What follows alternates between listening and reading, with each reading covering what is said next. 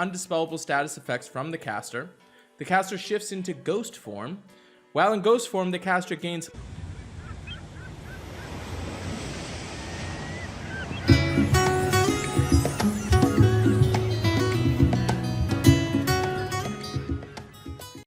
Hey, thanks so much for checking out the channel. If you're curious about any other hero in Empires and Puzzles, you can view my website at anchorgame.com. There you will find I have graded every single hero with a calibrated team of graders. This resource will always be free. Thinking about supporting the hero grades and the breakdown videos? You're welcome to donate. Otherwise, feel free to share this resource with a friend. I have my exclusive line group called Anchor Cove, where you gain access to myself and tons of other experienced players with on-demand information and resources. If that piques your interest, all that information is on the opening page of my website with a short video. Let me dive into today's hero breakdown. Hey, thanks so much for checking out the channel. Today we're doing a brand new hero breakdown on Ameonna. Ameonna? I don't know. Ameonna, she's going to help you out with cleaning, potentially. I don't know. But she does have 771 on her attack, 527 on her defense, and 1054 on her health. Statistically, that attack power is ridiculous for a 4-star. Defensively, she's really pathetic and really fragile. Don't like that. Health total is okay. She is running at fast speed. She is part of the Atlantis heroes, which means she gives you a bonus. Between 2, 3, 4, 5 heroes, you get anywhere between 5% and 20% defense. As far as her hero special goes, she removes all dispellable and undispellable status effects from the caster. The caster shifts into ghost form. While in ghost form, the caster gains plus 82% attack. While in ghost form, the caster can't gain mana, but is immune to normal attacks, special attacks, and all status effects. Ghost form lasts for 4 turns. So, this video is sponsored by Raid Shadow Legends. It is a free massive turn-based dark fantasy RPG. If you want a huge head start in Raid, all you have to do, click on the link in the description. If you're a new player, you get a 1-day XP boost, 3 Raid Flasks, 1 Ancient Shard, 1 Void Champion Bulwark, and 50 gems. All your treasure, it's waiting for you right over here. Very simply put, her hero special turns her into a ghost. She just increases her attack power ridiculously through the roof, and you can't deal damage to her at all. Any normal attack, special effects, anything like that goes away. Not to mention, when she goes into her ghost form, she also cleanses herself of any negative energy, any negative thoughts. She's a ghost. She gets rid of negative energy. So anything negative that goes to her, anything positive, is negated. She's in ghost form. She's just going to be dealing a whole bunch of tile damage. That's the big draw to what she does. Kind of an interesting character. I remember when she first came out, I maxed her immediately, was all excited, whole lot of fun, and then things kind of shifted a little bit. She is part of the sorcerer class heroes, which means if you're going to throw some emblems on her, you definitely want to keep the poor little thing alive. So I would definitely go into the defensive health mode. You can go into her attack power, but she's already got pretty high attack, so I would prioritize the defensive route. So defense, health, and then attack. Go from there, always go into the mana part. As far as her Titan grade goes, she is going to get a B+ as far as the Titan goes. Interesting enough, she does fit in absolutely 100% in that high tile damage spot. Not to mention, when she goes off, she's going to get plus 82% on her attack. So the tiles are going to go through the roof. That helps out a lot. The only problem is that's the only thing that she does and the only thing that she contributes to anything. So it does fit into that. If you don't have any other characters that don't have high tile damage, she can be put into that spot, but she's not really going to be the most useful. She's going to get a B+, maybe goes into an A-, but I very much doubt it. But she does have really good tile damage, so you can use her for that position in the Titans. When we take a look at her offensively, she is going to get a C grade there. Definitely not a big fan of this character. I know that people are going to be kind of bashing me in the comments, and that's okay. That's fine. I have this hero leveled up, and I've probably used her a total of, I don't know, maybe 15-20 times when things were desperate, and I was a beggar on the streets with no good options, kind of out on my last luck. Things were bad when I'm resorting to use this character. You're going to say, Anchor, you're using her wrong. Okay, the only issue I have with her is that when she does go into her ghost form, she's not gaining any mana. She typically will only go off once, and then at that point, then she can't be healed or anything like that. So she is extremely fragile.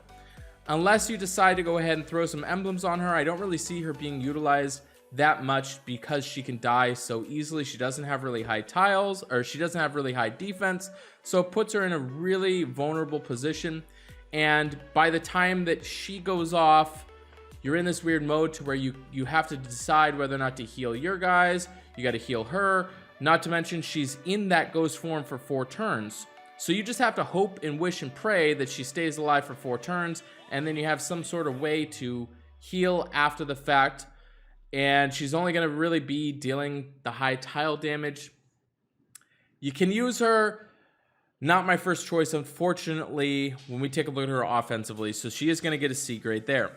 When we look at her defensively, as far as the tank grade goes, she is going to get a C grade there, being that she flips over and goes into ghost form. It's kind of interesting to where she can't be hit or anything like that, and she's just going to increase the tile damage, but it doesn't really pressure them too much, and you can just wait.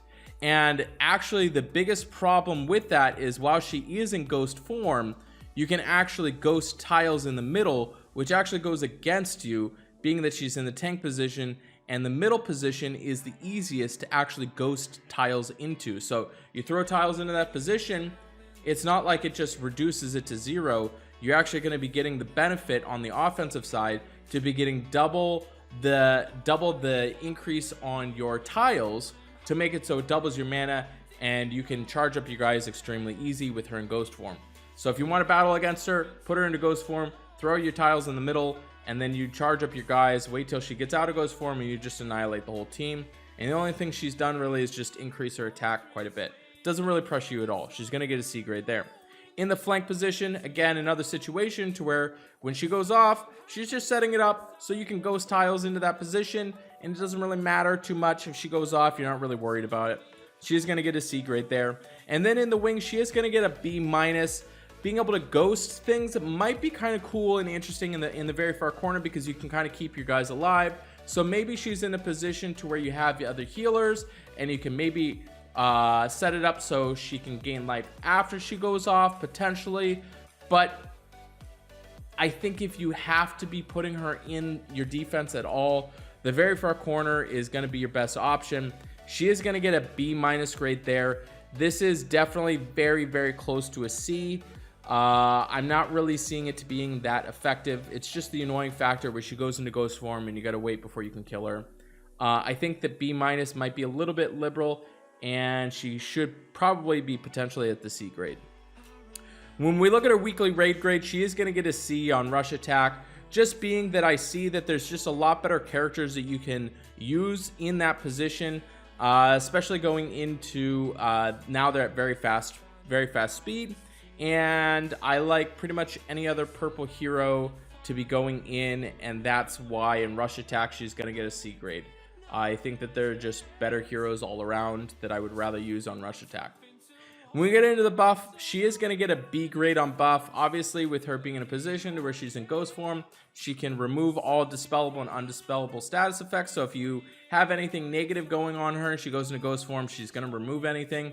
So that's where she gets a little bit of a bump, and she's got to be a B grade there. And then on Bloody Battle, she is going to get a B with her running at fast speed, being able to just set herself up to where she kind of heals herself by going into ghost form. So she kind of saves her life. But again, she's very fragile, and I pray that you have some emblems on her if you're going to be using her. She is going to get an overall grade of a B minus. The only reason why she has that slight bump is because she can be used on Titans. That is kind of one of those fun heroes. I don't really see it being really too much. Now, I know you're going to debate with me and say, Anchor, you got this all wrong. It definitely fits into the fun type character hero. Not something that you really are going to utilize a ton. Unfortunately, again, I leveled this character up immediately when I got her because I thought that there was a lot of potential. But just, I know her special goes off, and it was just very kind of dry. It didn't really help me out. It didn't really progress the board, and it was very much just a dead character hero special when she went off. So thanks so much. Flame me in the comments. I appreciate it. Make sure you subscribe, turn those notifications on, and I'll see you on the next video.